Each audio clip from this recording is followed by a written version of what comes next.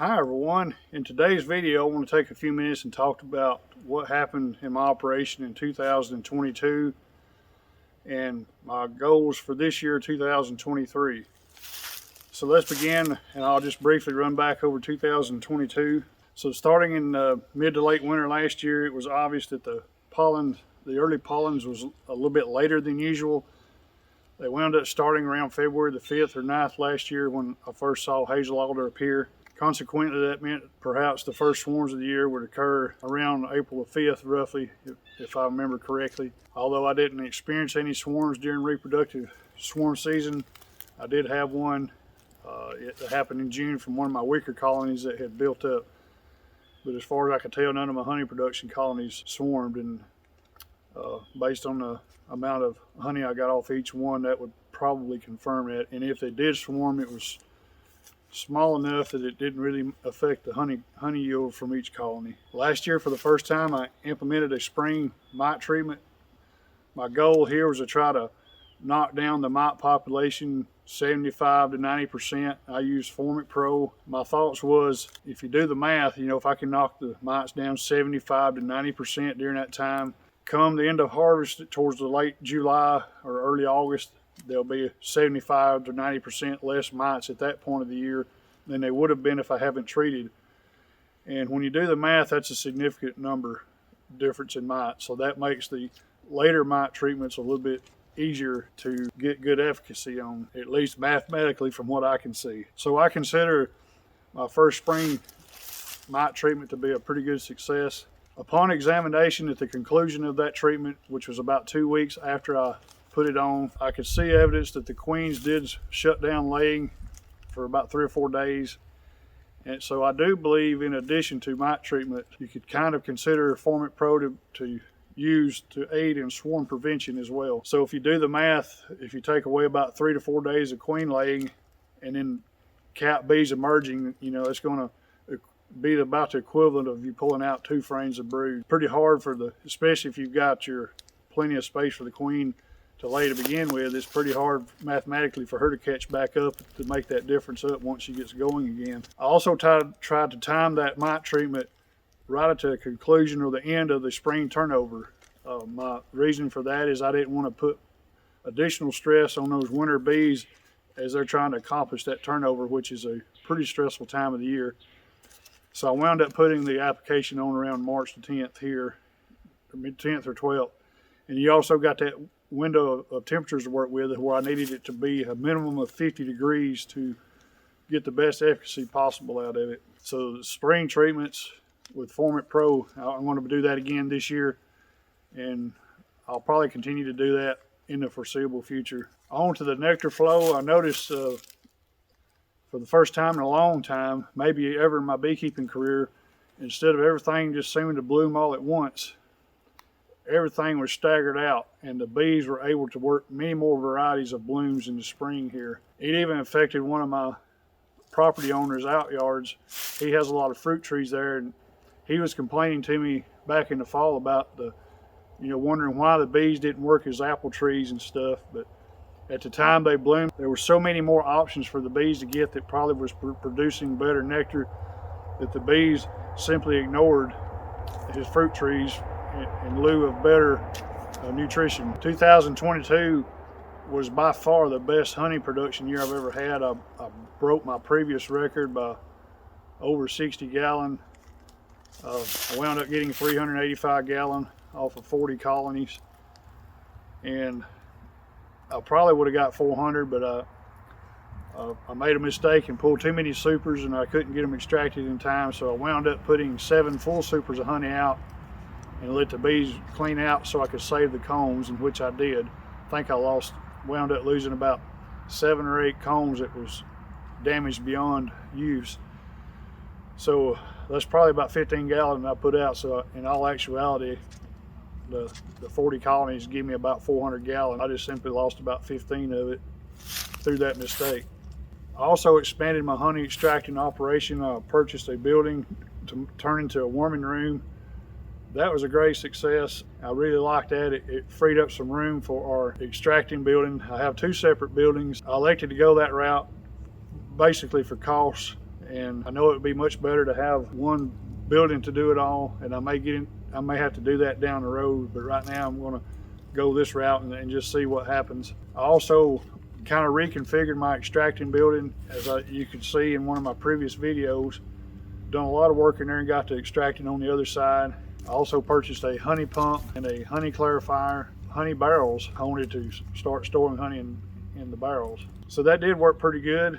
I neglected to check under my building, so after getting almost 8 drums full within 6 inches of top of honey, they was, had that 385 gallon in there. So my floor started giving way and I had to move 4 of those drums out to my lean-to, but the floor started to sag and that was a setback. And another struggle I had in the honey house was getting the extractor not to wobble severely. I tried to extract with the extractor up on wheels and that did not work very well. Wound up buying a 4x4, cutting it in thirds and bolting it to that, and that I still struggled at times with that, but that was much better. So I'm going to have to do something different with that this year at harvest time. But overall, the changes I made in harvesting and stuff has made it a lot easier. It cut a lot of the lifting down, so that part was a success. The honey pump eliminated probably 95% of the 5-gallon bucket lifting I was doing in years past, so I'm well pleased with that setup overall. Well, I didn't get that building until late May, early June, and then of course I had to wire it in and everything and get it set up, and get all the equipment set up and try to figure out how I wanted to lay this out. I wound up getting behind on the start of my honey harvesting this year, and that just snowballed all the way into fall. Even though the pulling the supers and stuff was much faster and it was easier, but the extracting process was still a bottleneck. I really probably needed 2 extractors for that, and I need additional room. So the extracting the honey was still a bottleneck and it slowed me down quite a bit. I realistically wanted to have all my honey harvested and slung out by the middle of July, and it was I think it wound up being somewhere the 5th or the 10th of August before I got done. So getting behind also affected the care of my bees. I was behind on getting started with the mite treatments. I wanted to get those started the first week in August. I think it wound up being about the 21st before I got my first Apiguard treatment on. I got behind on the feeding. I did do a better job of feeding than I did in 2021, but it's not as good as it should have been. Keeping bees for me is a hobby / sideline type business, and I have a regular day job, which I know a lot of people do. The late summer and fall in the particular industry I work in, which is ready mix concrete, I work for a concrete supplier.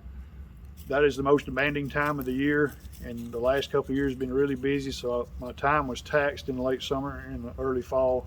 Well, actually from late summer through the end of October, that's usually the busiest time of the year in the concrete industry. I wound up working about 3 months between the bees and my work without a day off, and towards the beginning of fall last year, I started getting pretty burned out. And I kind of got burned out even in 2021 in the fall, but last year was quite a bit worse. So even though up to this point we're at now, most of my bees have survived, I didn't get to do the mite treatments and the feeding the way I felt like it needed to be done, even though it seems to be good enough that I didn't have that much of a loss, maybe 5 or 6 colonies. But it's not what I consider to be optimal. So now let's talk about 2023. And so this is going to be my goals for this year. And I'm going to make some significant changes in my beekeeping operation. As a matter of fact, I've already made some. I've kind of changed some goals and stuff. So my first goal this year, which I'm in the process of doing right now, is I'm going to reduce the size of my operation. I had a 63 or so back in the fall to about 30 colonies, or right at 30 colonies. I want to have 15 honey production colonies and 15 nukes. And as far as honey production this year, I want to limit that. I want to get somewhere between 150 to 200 gallon of honey this specific year. I need to slow down a little bit and try to give myself some better time on in the summer. So that's why I'm scaling it. I want to scale back the honey production, at least for this year. My strengths in beekeeping are catching swarms, trapping swarms, swarm reduction or swarm prevention, and honey production. That's my strengths. Areas of beekeeping I need to improve on is mite treatment. I'm still 3 years into mite treatment strategy. I'm learning more and more about it almost every day. So I need time to be able to pay more attention to that. The last couple of years, it's just been, I don't really get to do thorough inspections. I basically just have to run, do what I know, and not really pay that much attention. So for me to have the time to observe and study on what I'm doing and learning more about that area of beekeeping, which I need much improvement on, I need to have the time to observe, document, and study the results of what I'm seeing. I've made great strides since I started it. There's a lot more to learn. Some of the stuff I've done and tried has raised more questions, and I need some time to focus on that. I need to learn to do queen rearing. Embarrassingly, I'm sitting here telling you, after 16 years, I've yet to raise any of my own queens, although I did graft 5 queens about 3 years ago in a queen rearing class that was put on by my local bee club. But anyway, I want to have the time to focus on that this year. The cards just didn't work out where I had the time to do it, and then finally when I got to the point where I was fixing the graft from this colony I had set up, they absconded like 3 days before I was going to do the graft. At that time, it was getting too late in the spring, and I just wrote that off.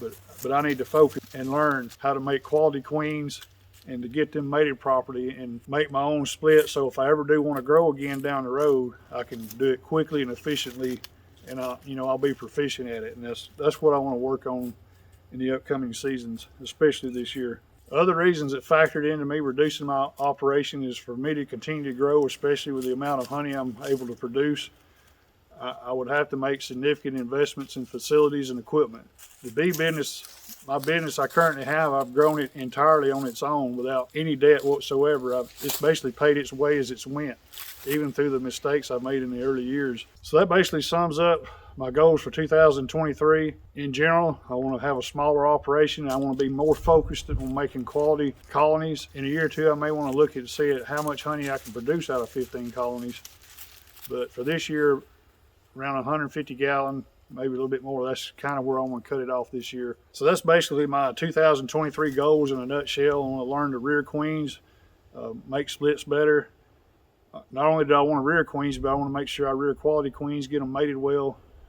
I want to have a smaller operation, but better quality operation. So rather than running around in just almost absolute chaos, I want to have focused intensity on quality and kind of take that route. Also, I need a little bit of additional free time to do other things in my life and not get hung out with, several weeks with no off time like I did last summer and fall. So, but I do want to invite you along this year, as I hope to get to document a lot of the things I'll do, especially the queen rearing and stuff. And I may get some swarms this year. You never know. I didn't even get to use my scoop and score at all last year. The one swarm I did catch, I just knocked it on the ground, let them walk in. It was only about this high. I invite you and hope that you follow me throughout the season of 2023, and we'll see what adventures get into this year. We'll improvise and adapt as we go along, but I'll react appropriately given what I'm presented at the time. Well, I want to thank you for taking the time to join me for this video today, and we'll see you next time.